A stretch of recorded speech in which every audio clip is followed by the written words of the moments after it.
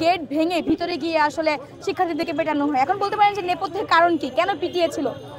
যারা আসলে হলে অবৈধভাবে থাকে, আপনারা জানেন যে ছেলেদের হলে এত বছর অবৈধভাবে থাকতে পারলেও কোনো মেয়েদের হলে কিন্তু মানে মেয়েরা অবৈধভাবে থাকতে পারে না।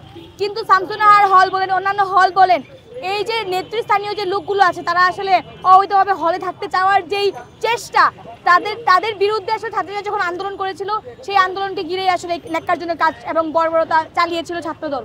তো আমি বলতে চাই যে আজকের এই দিনে আসলে সবসময় অন্যান্য ছাত্র সংগঠনগুলো সবসময় এটাকে প্রতিবাদ জানায় এবং আজকে আমরা তাদেরকে স্মরণ করেই আসলে মোমবাতি প্রজ্বলন করেছি এবং প্রতিবাদ জানিয়েছি।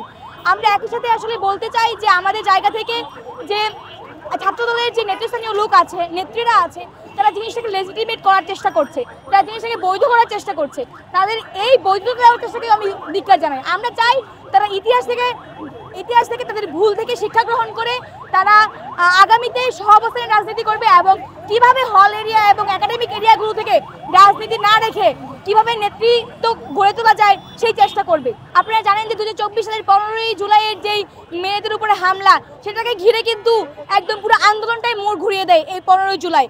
কিন্তু ছাত্র দলের এই 2002 সালের 2002 সালের এই ঘটনাটা আসলে তারা এখন কিভাবে বিরুদ্ধে গিয়ে এবং এটাকে বৈধতা দিয়ে কথা বলে আমি আসলে বুঝে পাই না। আমি তাদেরকে আহ্বান জানাই, তাদেরকে বলতে চাই, একই সাথে বাংলাদেশ গণতান্ত্রিক ছাত্র সংসদ প্রতিজ্ঞাবদ্ধ যে হল এরিয়াগুলোতে এবং একাডেমিক এরিয়াগুলোতে কখনো যেন এই মানে ছাত্র রাজনীতি আর না করা হয়। কারণ আমরা চাই না জাতীয় নির্বাচনের পরে আবারও কোনো লেজুর ভিত্তিক ছাত্র সংগঠন তাদের হল কমিটি প্রকাশ করুক, তাদের একাডেমিক এরিয়া কোনো কমিটি প্রকাশ করুক।